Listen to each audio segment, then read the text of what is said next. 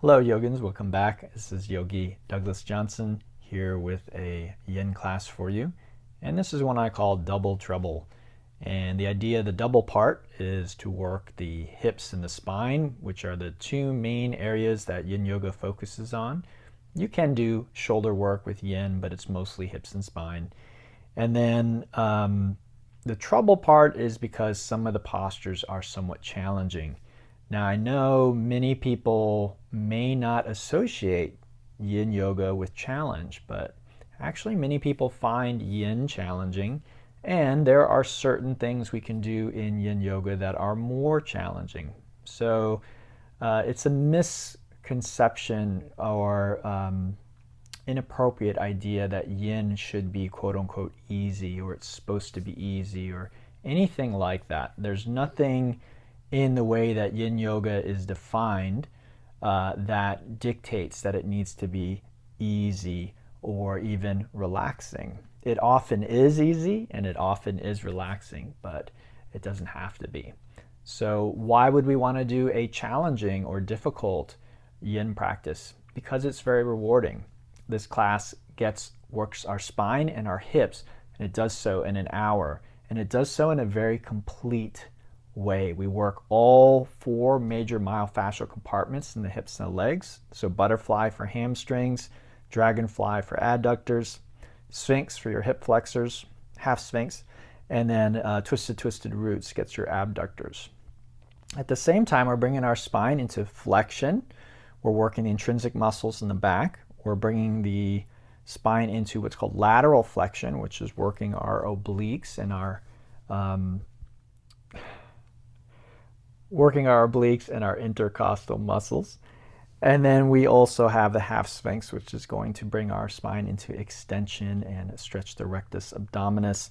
And then we finally have the twisted roots, which brings the spine into rotation. It stretches the pecs and anterior deltoid, and again, those obliques and back muscles as well. So guys, I hope you really get a lot out of this. I want to thank my patrons on Patreon for making these videos possible for everybody. They are the ones that really support and make these videos possible. So if you would like to thank them as well, if you're watching this video for free, they are the ones that make that possible. If you'd like to become a patron, check out the links below. Let me know what you think at the end, and I really hope you get a lot from this practice. Thank you. So we're going to start nice and easy, even though the title is Double Trouble. It doesn't start that way. It starts pretty typical for yin, which is just a half butterfly pose. So we'll take our right leg out straight, left foot to the inside of the thigh, and then we come forward and down. Just going to grab my props here to demonstrate some options. So very simply, just like this, coming forward and down, letting the head relax, letting the back round, and not grabbing or pulling yourself into the pose, just letting the arms relax here. And today we'll be here for a full 5 minutes. Now, as always, feel free to use props. So I can take a block under my knee if this leg feels uncomfortable with what we're asking it to do. And I want to be really clear, like this leg is not really part of the posture. So if I could just pop the leg off and put it out of the way so it doesn't get damaged or it doesn't get in the way at all, that's what we would do. But we obviously can't do that. So what we're trying to do here is just sort of take it out of the equation. So this is supposed to be a relaxed, neutral position for the leg, more or less. Having said that, it's not that way for everybody. So if this is bothersome, you just, again, find a position where it's going to not give you any grief. And if you have any questions about that, you can always ask me. I'll give you some other suggestions if this isn't enough. Coming forward, many people might feel that this is a bit intense for them. So ways of mitigating that is something underneath your arms like so to support you. Other people like to do this, support their forehead with a block, another option. And then some people have trouble folding forward. They feel like they're like this, they're sort of being pulled backward. So if that's the case for you, a couple things you can try. A block under the knee, or it could be a rolled up blanket, something like that. The more you bend the knee, generally the easier it is for you to come forward. But you still want to feel a stretch in the back of the thigh. I don't think I mentioned that yet, but we want to feel stretch back here and a little stretch in our back. So if we don't feel that, the pose may not be very effective. We might not, nothing really beneficial might be happening from the pose. The poses aren't magical shapes. They affect the body by creating stresses in the body.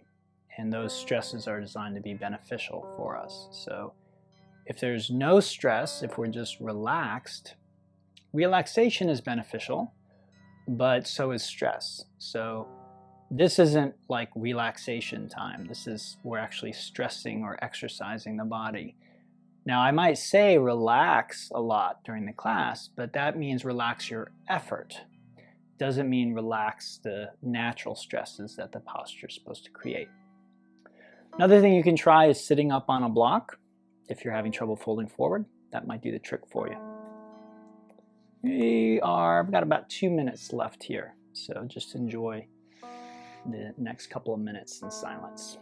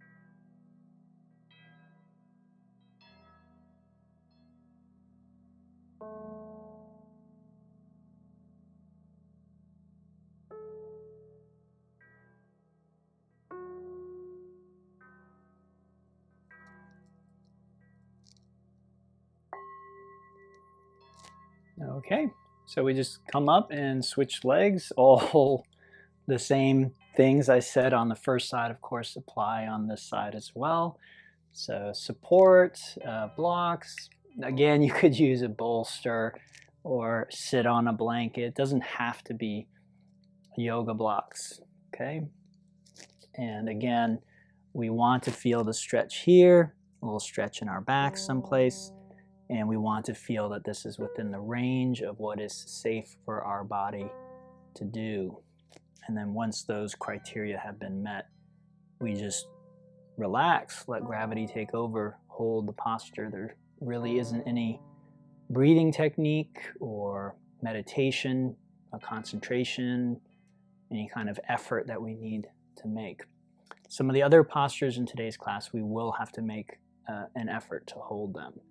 And this is something that some people who haven't been really trained in Yin Yoga may not realize, that there are Yin postures that require more effort in order to get the full effect of them, to really benefit from them. And so we'll have a few of those a little later.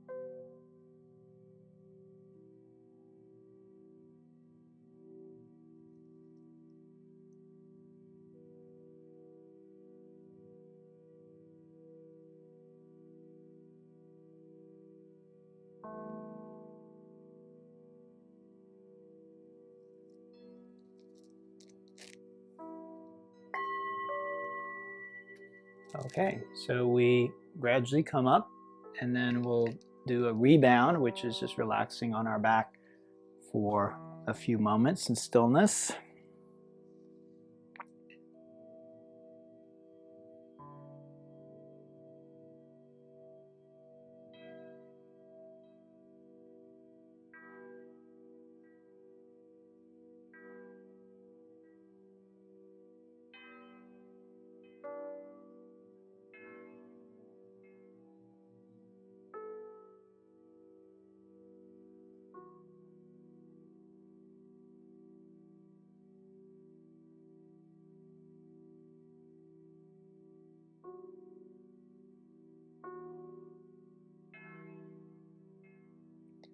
All right, we'll bring our legs in and give them a nice squeeze.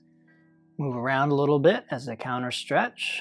That's the leg cradle is the name of that. And then we'll use the hinge to come up to seated. So hands under the hips with the palms down. The legs go up straight unless there's pain in your back, in which case you're going to bend your knees until the pain goes away. We lift the head and neck, take a nice deep breath in. Exhale, lower the legs toward the ground just before they touch. We pause. Inhale, pop the legs up, and exhale as we let the legs pull us up to seated. Okay, we come into half-dragonfly next. Again, same principles as before apply here. We can use support, we can sit on something. It's entirely up to you what's going on with your body, what you need. You can bend the legs, put something underneath the knees again to help with that. If you have trouble holding your foot, feel free to use a strap to do that. We're going to fold over our left leg and hold the foot, which is different than pulling yourself down. So you're just going to hold the foot, okay? And again, you could use a strap if your legs are long and your arms are shorter. So we're holding the foot, and then what we'd like to feel is a stretch in here. That's for the hips and the legs, and then a stretch here, which is in the waist. Okay, so we'd like both if possible. So if you don't feel that, you roll or stack the right shoulder over your left shoulder like so. So I'm rolling it back and I'm creating a stretch in my right waist and my left thigh simultaneously. That's what we'd like to happen. So if it doesn't happen, do your best. Maybe you can only stretch one or the other, and that's okay. But if you can do both, that's what we're going for today. Got about 4 minutes left here.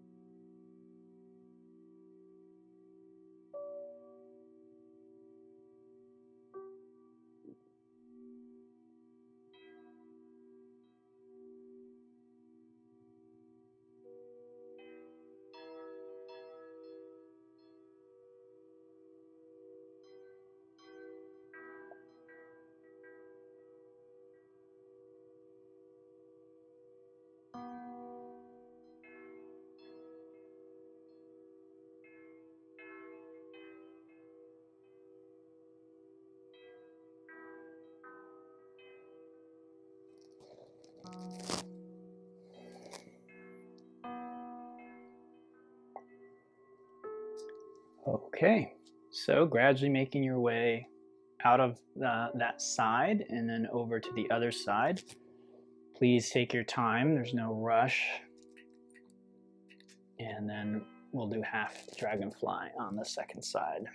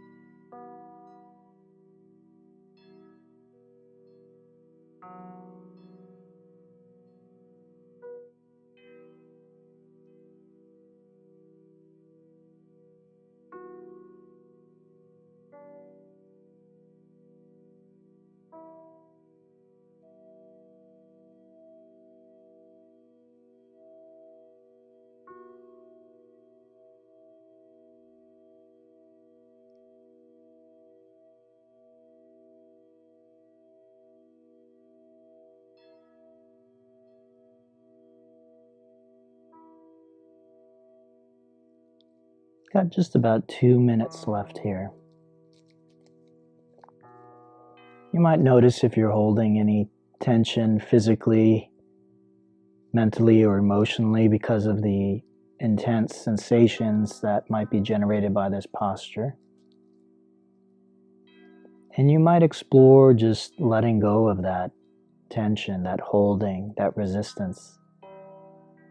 And my experience is every time that I do this, there is at least a subtle shift, and my experience is better, more pleasant, more relaxed, peaceful.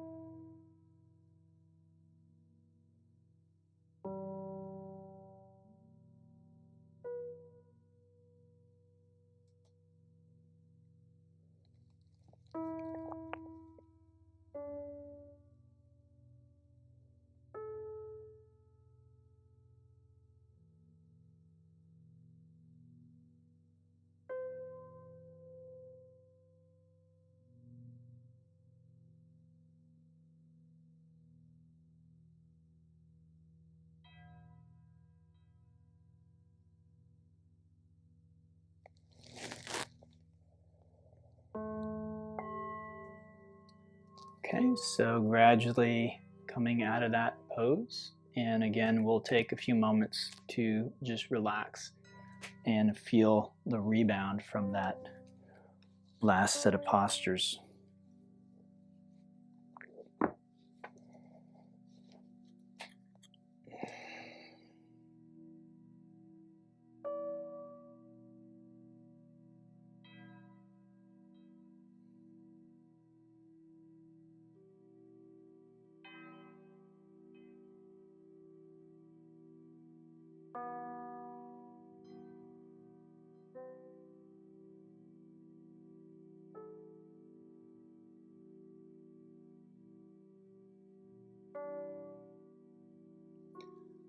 Okay, drawing the legs in, we give them a little squeeze and shake it out.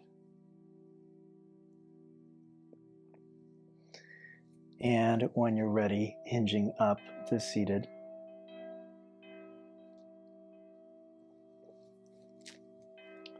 Let's transition to a tabletop for a little bit of what we call marauding bear pose in Yin.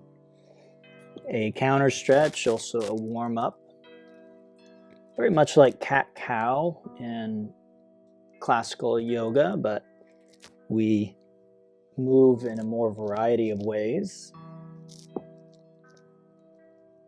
Or at least we have the option to do that. And then when you're done with that, a little down dog. And again, in Yin Yoga, down dog is a yang posture. It's not a yin posture. And in yang postures, very often you want to bring in some movement. You want to move your body a bit. Okay. So now we come to an unusual posture that is called the half seal pose. Okay, so in half seal, we would like to bring the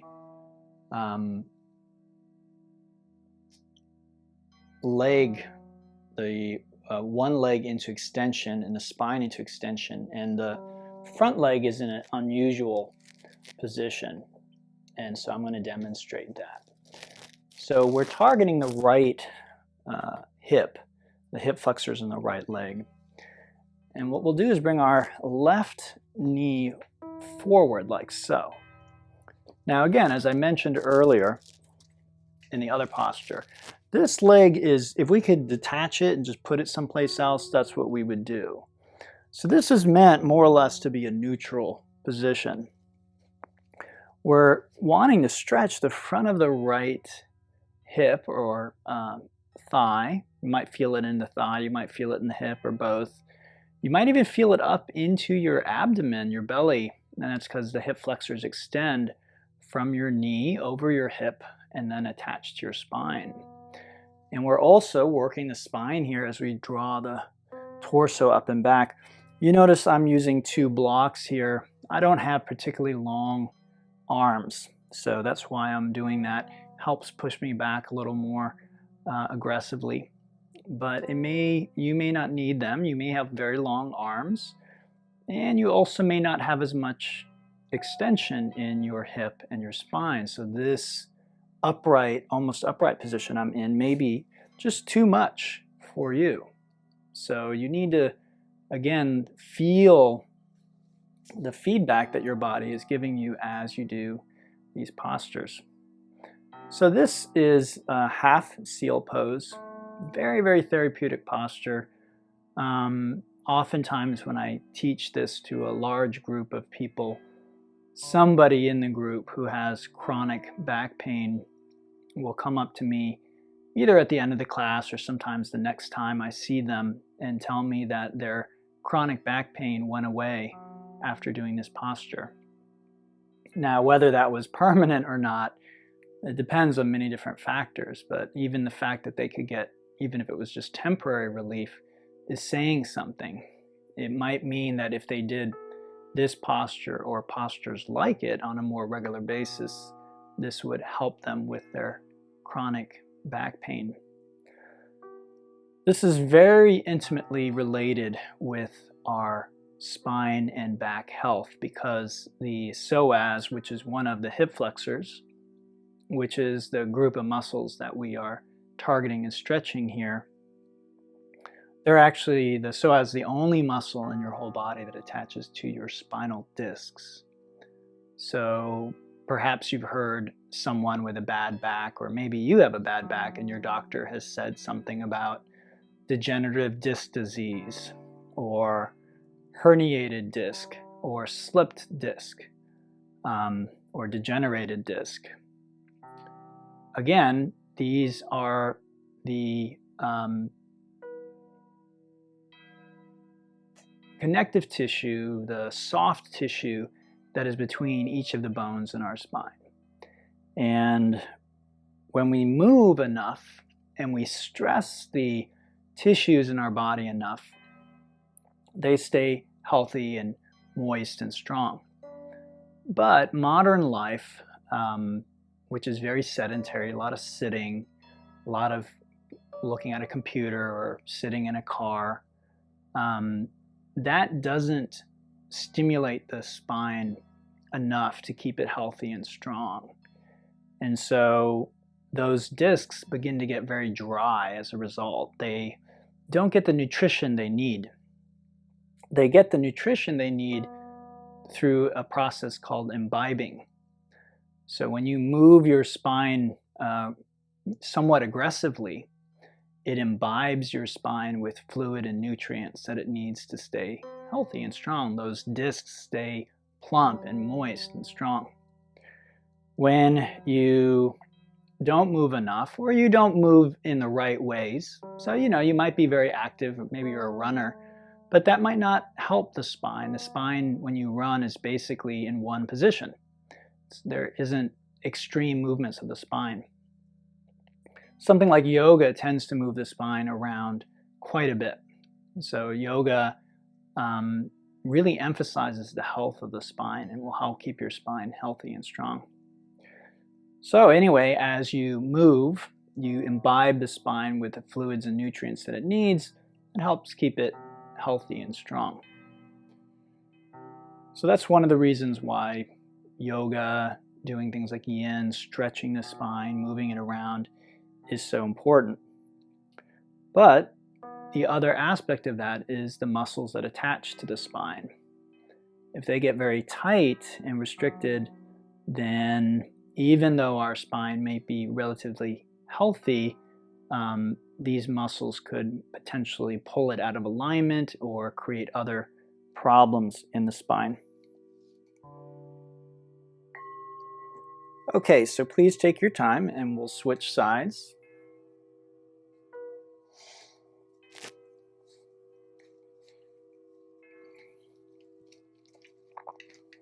Okay, so this is half Sphinx on the second side.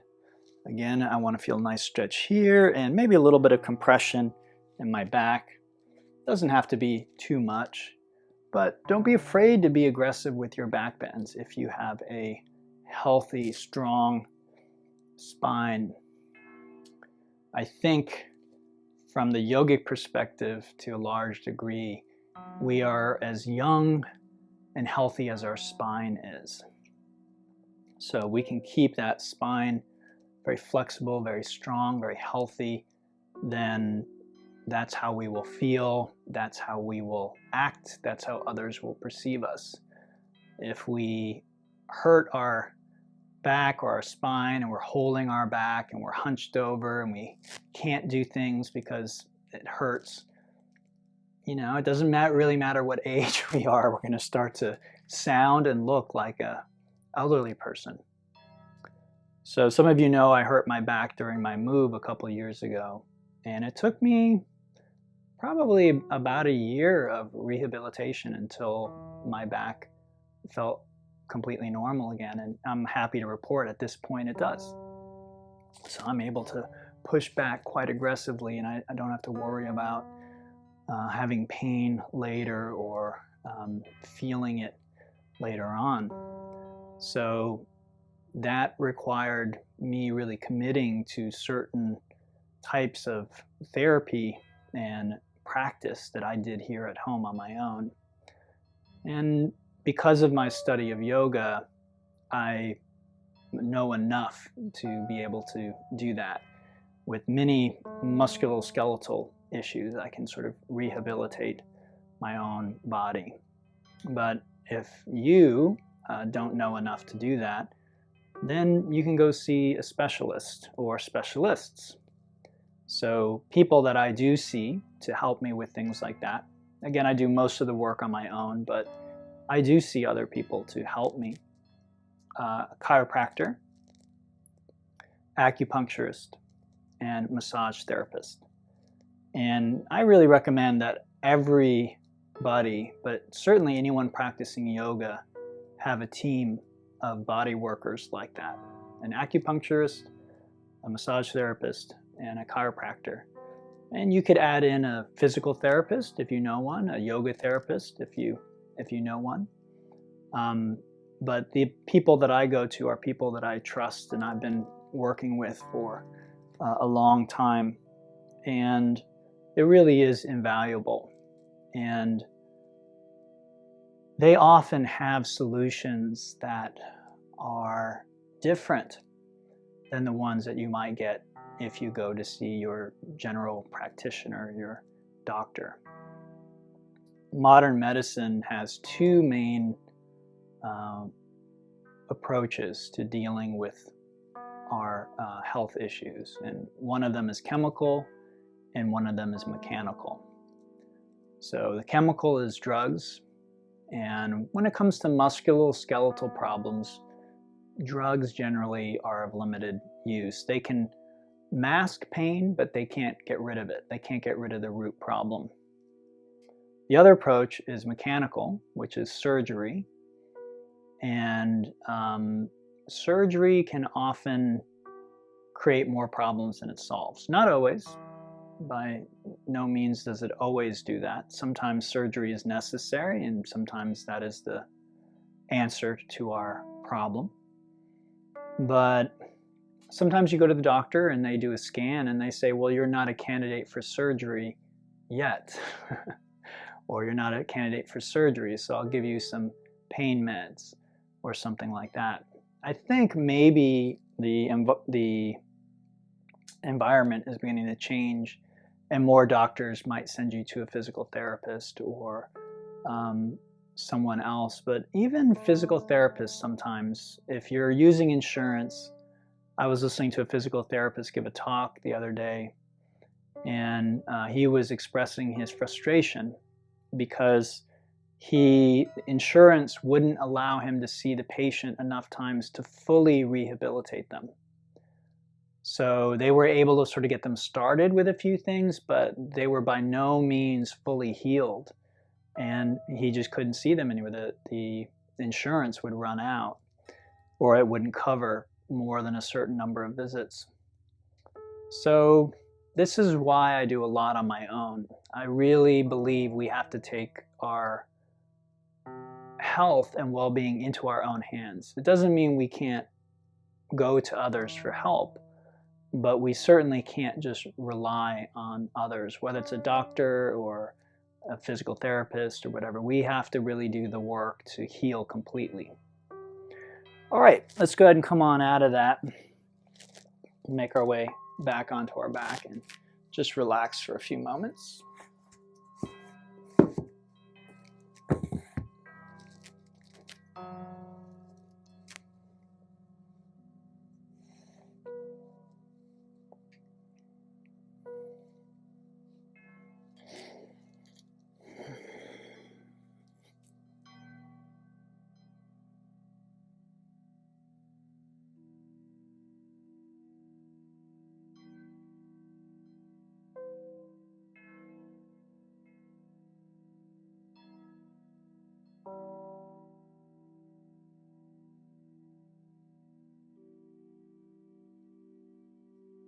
Let's draw our legs in, we'll give them a little squeeze and move around a bit.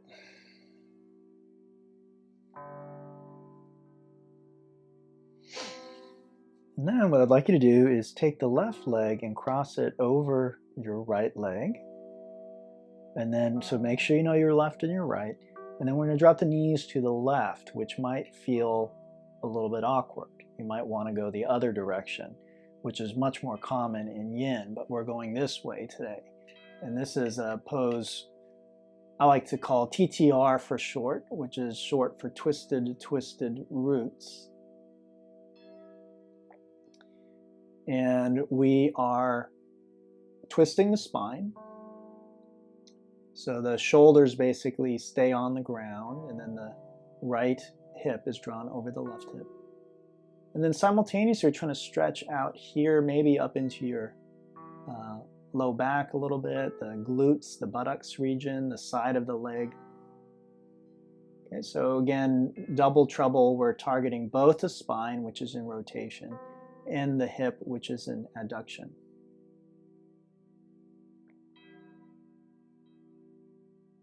You can play around with the position of your knees. That can really affect how deep the twist is, where you feel it, and how much stretch you feel in the outside of your hip as well.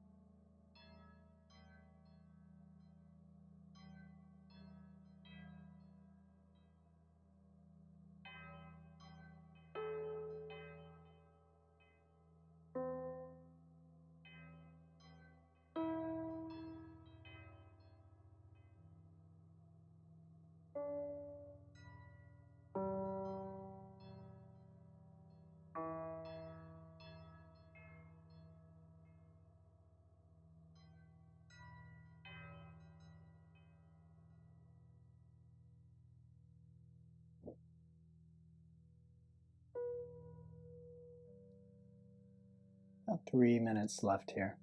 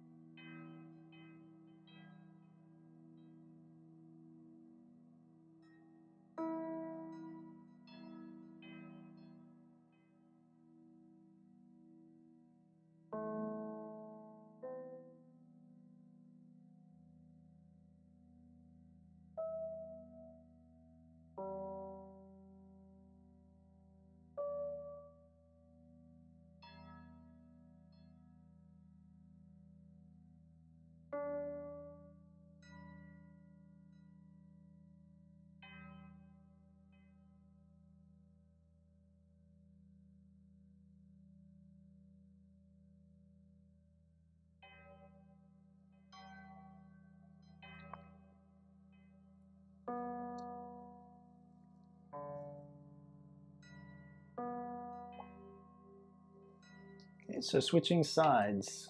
Take your time. Coming back through the center position.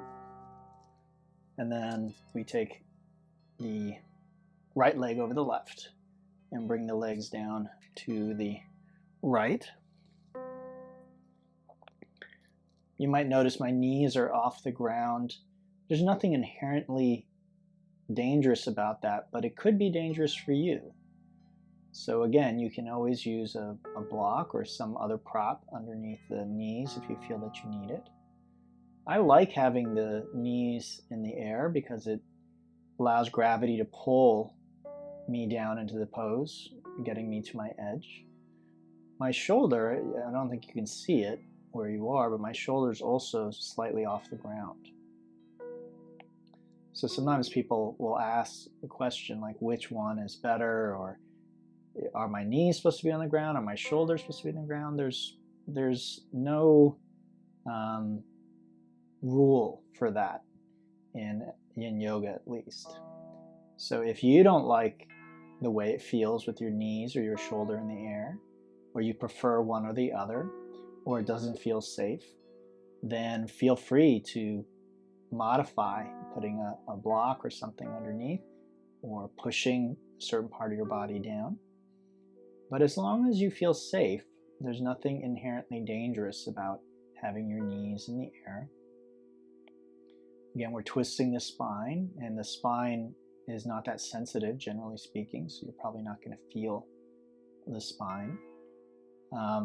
Instead, we want to feel a stretch out here, and I feel it up in my shoulder as well. It's one of my favorite things about doing this is there's sort of a diagonal stretch that happens along here, this line, and I really enjoy that. So I have tension here in the front of my chest and shoulder, and this helps to stretch that out. As usual in a twist, the arms could be in any number of positions, and I'm choosing today to have my right hand on my knee. Just again, I get a little bit of a deeper stretch. I'm not actually pushing down, rather I'm just resting my hand there, and it just adds a little more weight. And then the other arm, my left arm, is in a position that again generates a nice stretch into my shoulder. The head could be in any position. So if I wasn't talking to you, I might be looking in this position or even away from the camera.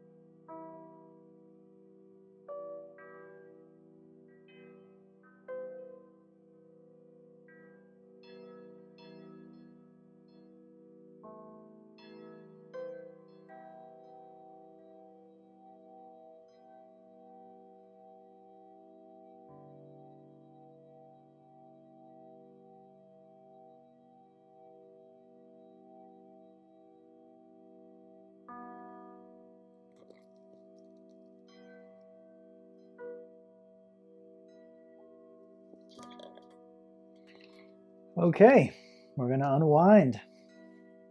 Let's relax. Just feel that rebound.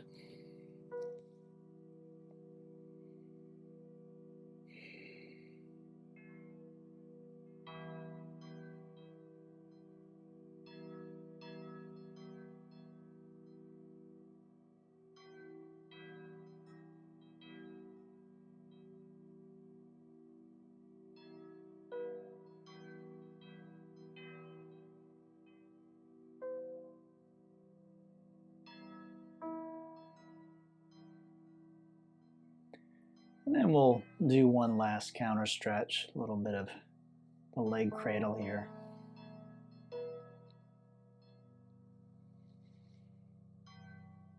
You can unwind into what in Yin we call a pentacle pose, similar to Shavasana in classical yoga. But in Pentacle and Yin, you're really encouraged to experiment with different positions of your limbs to find the position that is most comfortable, stable, and relaxing for your body.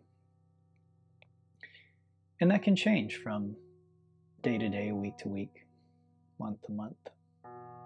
So today this feels very good for me with my arms in this kind of a soft, what I might call W position.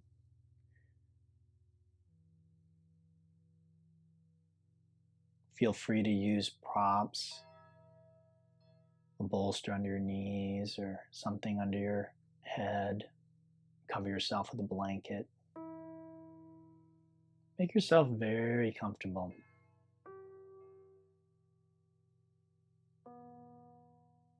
And then for the next 5 or 6 minutes or so, just allow your body to rest in stillness.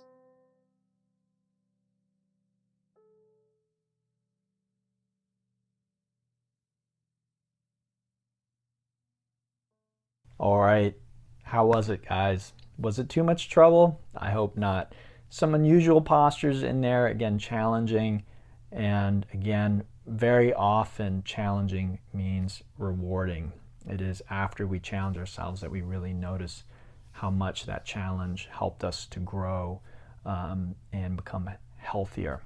So I hope that's the case for you today. I'd love to know, what was your favorite pose in today's class? What was the most challenging pose in today's class? Thank you so much, and namaste.